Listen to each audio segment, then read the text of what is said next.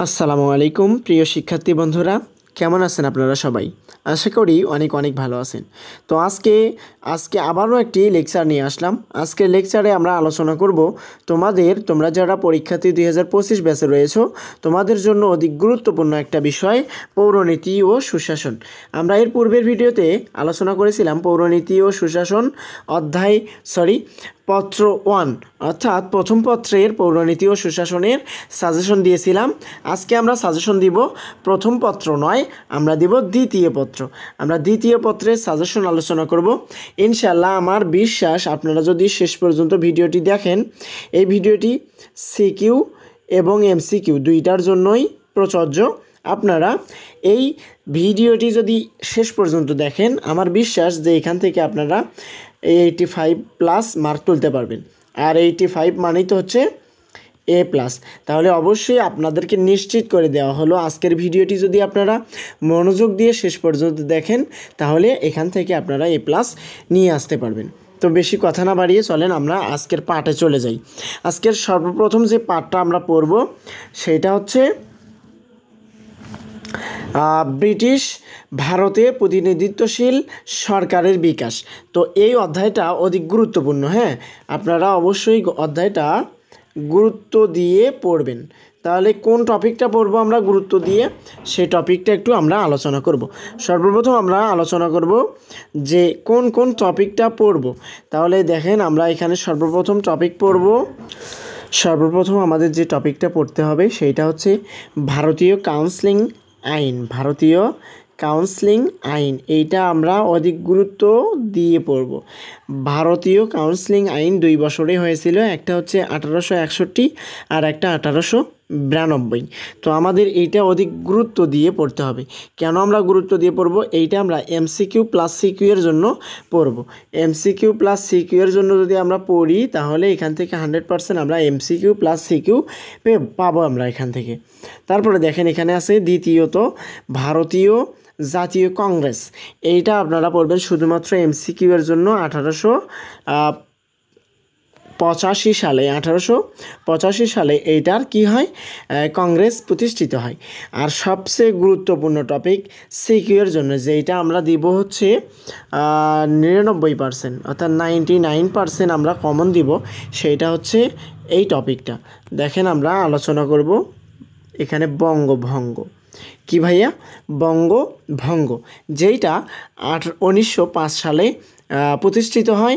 আর এই বঙ্গভঙ্গের কারণ এবং ফলাফলটা কি হয়, শেষে বঙ্গভঙ্গ রদ করা হয় বা ভেঙে দেওয়া হয়, এই যে এইভাবে এইটা। তাহলে আমরা এই দুইটা টপিক আমরা অধিক গুরুত্ব দিয়ে পড়ব, এই যে বঙ্গভঙ্গ এবং বঙ্গভঙ্গ রদ, এই দুইটা অবশ্যই আমরা দেখব। দেখেন, এর পরবর্তী যে টপিকটা আছে সেইটা হচ্ছে আওয়ামী মুসলিম লীগ। আওয়ামী মুসলিম লীগ, আপনারা জানেন যে আসলে আওয়ামী মুসলিম লীগ ছিল আমাদের আওয়ামী লীগের প্রথম নাম। তো অবশ্যই এই টপিকটা আপনারা স্কিপ করে যাবেন, যে আওয়ামী লীগের প্রতিষ্ঠা দিবস হচ্ছে, বা আওয়ামী লীগ প্রথমে প্রতিষ্ঠিত হয় আওয়ামী মুসলিম লীগ নামে বা মুসলিম লীগ নামে, যেটা 1906 সালে। এইটা আমাদের লাগবে না, তবে আপনারা পড়বেন। এই যে সর্বশেষ এখানে একটা টপিক আছে, আমি দেখাই। এই যে ভারত শাসন আইন, ভারত শাসন আইন, এইটা আপনারা একটু দেখে যাবেন। এটা সিকিউ এর জন্য যদিও গুরুত্বপূর্ণ নয়, তবে আপনারা এমসিকিউ এর জন্য এটা দেখতে পারেন। এই যে আপনারা মনে রাখবেন যে ভারত শাসন আইন হচ্ছে 1935 সাল। কত ভাইয়া? 1935 সাল। আর এই যে এখানে দেখবেন গভর্নর জেনারেলের ক্ষমতা কি। গভর্নর জেনারেলের ক্ষমতা আসলে কি, গভর্নর জেনারেলের ক্ষমতাটা আর ওনার কার্যাবলী সম্পর্কে একটু আলোচনা এইটা দেখে যাবেন, তাহলে ইনশাল্লাহ হয়ে যাবে। এই যে এখানে মার্লে মিন্টু ছিল, মার্লে মিন্টু আপনারা এমসিকিউর জন্য দেখতে পারেন। তাহলে আমাদের প্রথম চ্যাপ্টারের প্রায় আলোচনা শেষ ইনশাল্লাহ। এখানে দেখেন, এখানে শুধুমাত্র আর 2টা টপিক আছে। এই 2টা টপিক যদি আপনারা গুরুত্ব দিয়ে পড়েন, তাহলে আমার বিশ্বাস যে আপনারা এখান থেকে একটা সৃজনশীল খুব সুন্দরভাবে লিখতে পারবেন।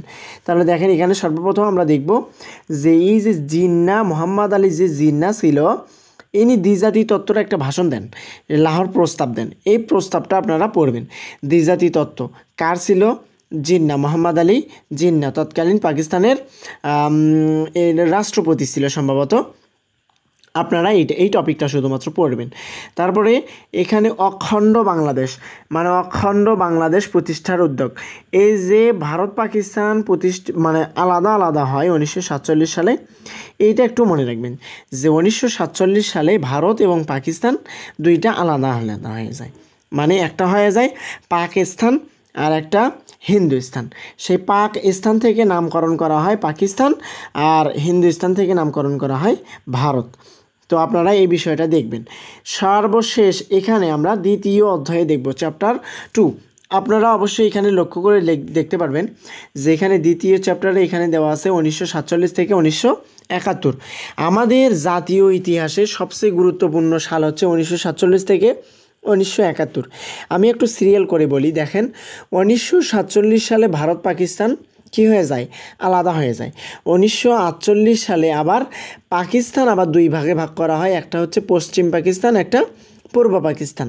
তাহলে 1947 সালে ভারত পাকিস্তান আর 1948 সালে পাকিস্তান আবার দুই ভাগে ভাগ করা হয়। তারপরে 1952 সাল, কত সাল ভাইয়া? 1952 সাল। 1952 সালে হয় ভাষা আন্দোলন। 1954 সালে সাধারণ নির্বাচন। 1966 সালে 6 দফা আন্দোলন। 1968 সালের আগরতলা মামলা। 1969 সালের গণ অভ্যুত্থান। এখানে 1966 সালে আসটা পড়ছে, এখানে 1966 সালের হচ্ছে 6 দফা। 1969 সালের গণ অভ্যুত্থান, 1970 সালের নির্বাচন, আর 1971 সালের মুক্তিযুদ্ধ। এই সাল কয়টা আপনারা অবশ্যই মনে রাখবেন। তাহলে আমরা এখানে কি কি দেখব? দেখেন, আমরা জানলাম 1947 সালে পাকিস্তান বিভক্ত হয়। 1947 সালে কি হয়? পাকিস্তান বিভক্ত হয়। এই যে এখানে দেখবেন, এখানে একটা টপিক আছে, এই যে 2 নম্বর টপিকটা, এটা যে পাকিস্তান রাষ্ট্র এবং বাংলাদেশের অবস্থান, বাঙালিদের অবস্থান। এই টপিকটা আপনারা একটু দেখে যাবেন, মানে এটা আপনারা গ এবং ঘ লেখার জন্য যেন বানিয়ে কিছু লিখতে পারেন, সেই জন্য আপনারা এই টপিকটা পড়বেন। আর সবচেয়ে গুরুত্বপূর্ণ বিষয় 1947 সালের ভাষা আন্দোলন, 1952 সালের ভাষা আন্দোলন। এই ভাষা আন্দোলন সম্পর্কে অবশ্যই আমাদের জানতে হবে যে ভাষা আন্দোলন কারা বেশি গুরুত্ব রাখেন বা কাদের সবচেয়ে অবদান ছিল, এখানে সর্বপ্রথম শহীদ হয় কে, বা এর প্রেক্ষিতে যা যা আপনাদের জানা উচিত সেগুলো একটু জানবেন। তারপরের টপিক দেখেন, এখানে আমরা দেখব যেটা 1954 সাল, এই দ্বিতীয় অধ্যায়টা যেটা আমরা দেখলাম পাকিস্তান থেকে বাংলাদেশ, কিভাবে পাকিস্তান থেকে আমরা বাংলাদেশ লাভ করলাম, এই টপিকটা অধিক গুরুত্বপূর্ণ। তাহলে আমাদের এই টপিকে একটা সালও স্কিপ করা যাবে না। তাহলে দেখলাম আমরা 1952 সালের ভাষা আন্দোলন। এখানে দেখব 1954 সালের যুক্তফ্রন্ট নির্বাচন। আমি বললাম না, যুক্তফ্রন্ট নির্বাচন আমরা দেখব 1954 সালের। তারপরে 1956 সালের সংবিধান, এইটা আমরা কখনোই পড়ব না, এইটা আমাদের পড়া লাগবে না। তারপরে দেখেন 1958 সালের সাময়িক শাসন, এটাও লাগবে না। আপনারা অধিক গুরুত্ব দিয়ে পড়বেন আবারও একটা টপিক, সেটা হচ্ছে 1966 সালের 6 দফা। 6 দফার পরে 11 দফা ছিল, এইটা আমরা পড়ব না। 11 দফা আমরা কখনোই পড়ব না। কেন পড়ব না? কারণ 11 দফার থেকে তেমন কোশ্চেন কখনোই করা হয়নি। ঐতিহাসিক আগরতলা মামলা, তাহলে ঐতিহাসিক আগরতলা মামলা 1968 সালে আগরতলা মামলা দেওয়া হয়, যেখানে শেখ মুজিবুর সহ তাজউদ্দিন আহমেদ আরও অনেকেই প্রায় 113 জন না 100 জনকে কী করা হয়? মামলা দেওয়া হয়। এখানে প্রধান আসামিকে করা হয় বঙ্গবন্ধু শেখ মুজিবুর রহমান। আগরতলা মামলাটা একটু ফেক মামলা ছিল, আপনারা এই মামলাটা স্কিপ করে যাবেন, এটা আপনারা পড়বেন না। আগরতলা মামলা আপনারা পড়বেন না। সবচেয়ে গুরুত্বপূর্ণ বিষয় হচ্ছে 1969 সালে গণ অভ্যুত্থান। এই গণ অভ্যুত্থান মানে পুরো বাংলাদেশের জনগণ খেপে গিয়েছিল 1969 সালে। এই পুরো খেপে যাওয়ার বিষয়টাকে, মানে সবচেয়ে যত বড় আন্দোলন হয়েছে তার থেকে বড় আন্দোলন হয়েছিল দেখে এটাকে বলা হয় গণ অভ্যুত্থান। আর 1970 সালের যে সাধারণ নির্বাচন হয়, নির্বাচনে আওয়ামী লীগ নিরঙ্কুশ করে, মানে ওনারা বিজয় লাভ করে। বিজয় লাভ করার পরেও তারা কি করে না, পাকিস্তানি শাসক গোষ্ঠীরা আমাদের হাতে তারা শাসন তুলে দেয় না, শাসনভার উঠে দেয় না, বা তারা তাদের গদি বা ক্ষমতা ছাড়েনি। সেই জন্য অসহযোগ আন্দোলন শুরু হয়, যে এটা হচ্ছে 25শে মার্চ থেকে শুরু হয়। আমরা জানি 26শে মার্চ কালো রাত হিসেবে গণনা করা হয়। এই কালো রাতে পাকিস্তানি সৈন্যরা কী করেন, আমাদের রিস্কাওয়ালা, তারপরে দিনমজুর, প্লাস বিজ্ঞানী, অর্থাৎ সকল শ্রেণীর লোকদের উপর ঘুমন্ত অবস্থায় 26শে মার্চের রাত 1971 সালে তারা কি করেন, তাদের উপর হামলা চালায়, অসহযোগ আন্দোলন মতো এরকম কিছু। তো তারা এই অপারেশনটার নাম দেওয়া হয় অপারেশন সার্চলাইট, বা যেটাকে কি বলা হয়, কালো রাত্রি বলা হয়। আপনারা ঐতিহাসিক ভাষণ এইটা দেখবেন না, আপনারা অসহযোগ আন্দোলন দেখবেন, এই টপিকটা আপনারা কখনোই দেখবেন না। তারপরে দেখবেন হচ্ছে মুক্তিযুদ্ধ ও স্বাধীন বাংলাদেশের অভ্যুদয়, 26শে মার্চ থেকে 16ই ডিসেম্বর, মোট প্রায় 9 মাস। কয় মাস ভাইয়া? যুদ্ধ চলে প্রায় 9 মাস। এই 9 মাসের ইতিহাসটা আপনারা একটু দেখবেন, যে আসলে এই 9 মাস যে যুদ্ধটা হয়, এই যুদ্ধটা কিভাবে হয়, কোথা থেকে বীজ বপন করা হলো। আপনারা অবশ্যই জানেন 1952 সাল থেকে আমাদের ভাষা আন্দোলন থেকে আমাদের এই মুক্তিযুদ্ধের, আমাদের স্বাধীন চেতনার উদ্রেকটা ঘটে। আমাদের বাঙালিরা যে স্বাধীন হতে চায়, এইটা ওখান থেকেই এসে গেছে। পরবর্তী অধ্যায়, তৃতীয় অধ্যায়, যেটা হচ্ছে দেখেন এখানে তৃতীয় অধ্যায় কি লেখা আছে, রাজনৈতিক ব্যক্তিত্ব এবং বাংলাদেশের স্বাধীনতা লাভ। তাহলে আমরা যে বাংলাদেশ স্বাধীন করলাম, তো আমাদের তো কেউ লিডার ছিল, তাই না? অনেক লিডার ছিল যারা আমাদের বাংলাদেশকে স্বাধীন করার জন্য, বাংলাদেশের সাধারণ জনগণকে মুক্তিদান করার জন্য তারা কি করেছেন, নিজের জীবনকে উৎসর্গ করেছেন। তাদের ভিতরে সবচেয়ে গুরুত্বপূর্ণ টপিক রেখেছেন, যে এখানে দেখেন হাজী শরীয়তুল্লাহ, হাজী কি শরীয়তুল্লাহ এবং তিতুমির। আমরা হাজী শরীয়তুল্লাহ দেখেন, হাজী শরীয়তুল্লাহ ইনি হচ্ছে ফরজি আন্দোলন করেছিলেন। কি আন্দোলন ভাইয়া? ফরজি আন্দোলন। আর তিতুমির জানেন তো, বারাসাতে উনি হচ্ছে বাঁশের কেল্লা তৈরি করেছিল ব্রিটিশদের বিরুদ্ধে আন্দোলন করার জন্য। আব্দুল লতিফ পড়া লাগবে না, স্যার সলিমুল্লাহটা একটু দেখবেন, স্যার সলিমুল্লাহ দেখবেন, হাজী শরীয়তুল্লাহ দেখবেন, তিতুমির দেখবেন, তিনটা দেখবেন। দেশবন্ধু চিত্তরঞ্জন দাস, শেরে বাংলা একে ফজলুল হক হোসেন, শহীদ সোহরাউদ্দি আর মৌলানা আব্দুল হামিদ খান ভাসানী। দেখেন এখানে সবচেয়ে গুরুত্বপূর্ণ যে টপিক কয়টা আমি একটু দাগ দিয়ে দেই। এখানে এনার একটু পরিচয়গুলো জানবেন, এনারা কোন আন্দোলনের সঙ্গে যুক্ত ছিল এবং তারা কাদের বিরুদ্ধে আন্দোলন করেছিল, কাদের জন্য আন্দোলন করেছিল। সবারই ক্ষেত্রেই সবচেয়ে গুরুত্বপূর্ণ টপিক, এনারা সাধারণ জনগণকে কী করার দেওয়ার জন্য, সাধারণ জনগণকে মুক্তি দেওয়ার জন্য তারা অসহযোগ আন্দোলন করেছিল। এই আন্দোলনগুলো তারা কাদের বিরুদ্ধে করেছিল? আমাদের প্রতিদ্বন্দ্বী, যেমন ইংরেজ, ব্রিটিশ, তারপরে অনেক এর সঙ্গে যুক্ত ছিল। তো আপনারা এখানে শুধুমাত্র স্যার আব্দুল লতিফ এই টপিকটা আপনারা একটু পড়বেন না পড়লেও চলবে। তো আপনারা এই ব্যক্তিত্ব কয়জন, তো এই ব্যক্তিত্ব শুধুমাত্র শেখ মুজিবুর রহমান এনার ইতিহাস পড়বেন না, এনার বাদে আপনারা যতগুলো এখানে ব্যক্তিত্ব দেওয়া আছে সকলের জন্মসাল, মৃত্যু, কোথায় জন্মগ্রহণ করেছে, তাদের আন্দোলনগুলো কী ছিল, কাদের বিরুদ্ধে হয়ে গেছিলো, এগুলো আপনারা একটু মনোযোগ দিয়ে পড়বেন। দেখেন তারপরে আমরা চলে যাই, পরবর্তী টপিক হচ্ছে নেক্সট অধ্যায়ের নাম হচ্ছে বাংলাদেশের সংবিধান। অধ্যায়টা অনেক ছোট অধ্যায়, যেহেতু এখানে দেওয়াই আছে আংশিক, তাহলে আমরা এখানে কিভাবে বিস্তারিত পড়ব? আংশিক দেওয়া আছে, তাহলে আংশিক যেহেতু দেওয়া আছে আমরা কি পড়ব? আমরা শুধুমাত্র বাংলাদেশের সর্বপ্রথম সংবিধান প্রণয়ন করা হয় 1972 সালে। 1972 সালে। তো এই 72 সালে কী সংবিধান প্রণয়ন করা হয়, সংবিধানগুলো সম্পর্কে আপনারা একটু বিস্তারিত জ্ঞান রাখবেন, তাহলে ইনশাল্লাহ আপনারা সংবিধান থেকে ইনশাল্লাহ একটা সৃজনশীল ইনশাল্লাহ দিতে পারবেন। দেখেন আমরা পরবর্তী টপিকে চলে যাব, সপ্তম অধ্যায়। কত অধ্যায় ভাইয়া? সপ্তম অধ্যায়। তাহলে সপ্তম অধ্যায় দেওয়া আছে কি? সপ্তম অধ্যায়টা একটু দেখাই। সপ্তম অধ্যায়টা হচ্ছে সাংবিধানিক প্রতিষ্ঠান। সাংবিধানিক কি ভাইয়া? প্রতিষ্ঠান। তাহলে এই সাংবিধানিক কিছু প্রতিষ্ঠান আছে, এই প্রতিষ্ঠানগুলো সম্পর্কে আমাদের জানতে হবে। তাহলে বাংলাদেশে কি কি প্রতিষ্ঠান আছে? সাংবিধানিক প্রতিষ্ঠান। সংবিধান, আমাদের দেশের অনেক সাংবিধানিক প্রতিষ্ঠান রয়েছে, সেগুলো সম্পর্কে একটু জানবো। দেখেন সর্বপ্রথম দেওয়া আছে সাংবিধানিক প্রতিষ্ঠান। তো আমরা একটু জানবো যে আসলে আমাদের জানতে ইচ্ছা করে না যে আসলে বাংলাদেশে কি কি সাংবিধানিক প্রতিষ্ঠান রয়েছে, এই সাংবিধানিক প্রতিষ্ঠানগুলো কি কি, এদের কাজ কি, এই বিষয়গুলো একটু একটু ধারণা নেওয়ার চেষ্টা করবেন। আর এখানে সবচেয়ে বেশি গুরুত্ব রাখবে হচ্ছে এই টপিকটা, নির্বাচন কমিশনের গঠন, ক্ষমতা এবং কার্যাবলী। এইটা দেখবেন অ্যাটর্নি জেনারেল, এইটা এমসিকিউ এর জন্য অধিক গুরুত্বপূর্ণ। এখান থেকে প্রতি বছর একটা করে এমসিকিউ আসে।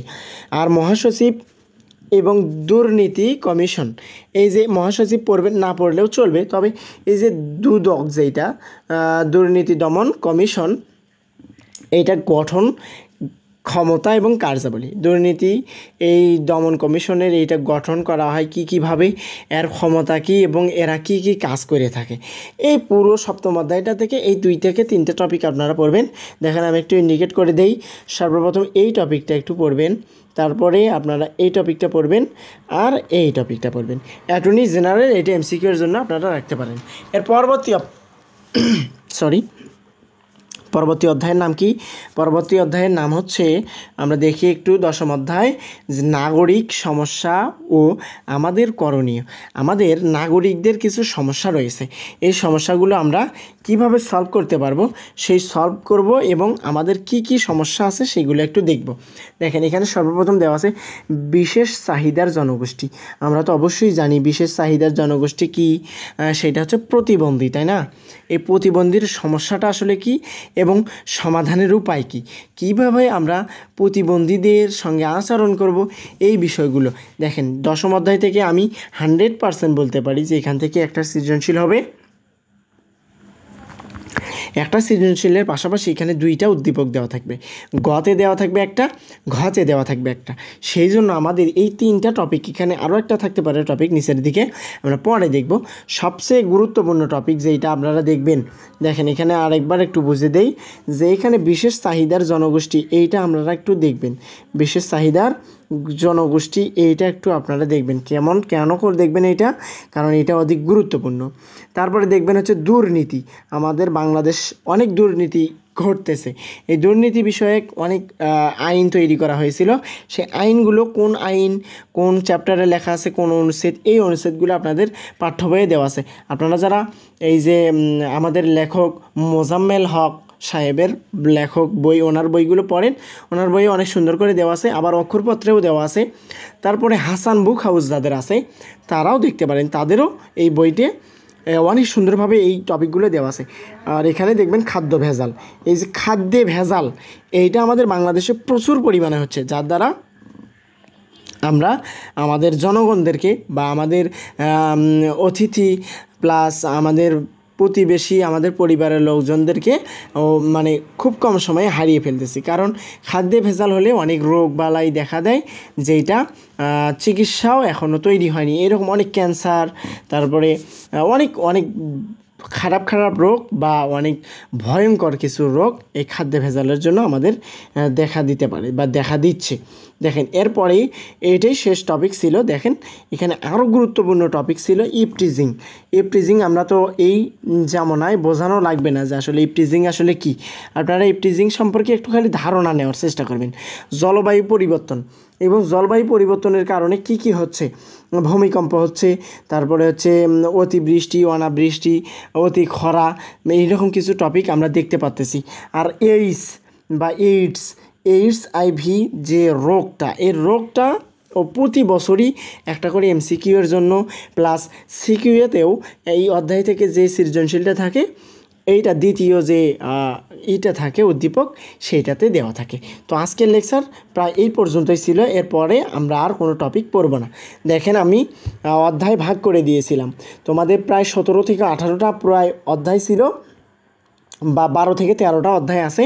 এই অধ্যায়গুলোর ভিতরে প্রায় 5টা টপিক আপনারা শুধু দেখে যাবেন, 5টা অধ্যায় বা 6টা অধ্যায়, যে 6টা অধ্যায় আমি দাগে দিলাম। এবং আমি এখানে কিন্তু টপিকগুলো দেখে দিয়েছি যে আসলে কোন কোন টপিক আপনারা পড়ে যাবেন। ইনশাল্লাহ আপনারা যদি এই টপিকগুলো পড়ে যান, আমার বিশ্বাস যে আপনারা এখান থেকে খুব সুন্দর একটা রেজাল্ট করতে পারবেন। তো দেখা হবে আবারও নতুন কোনো লেকচার নিয়ে।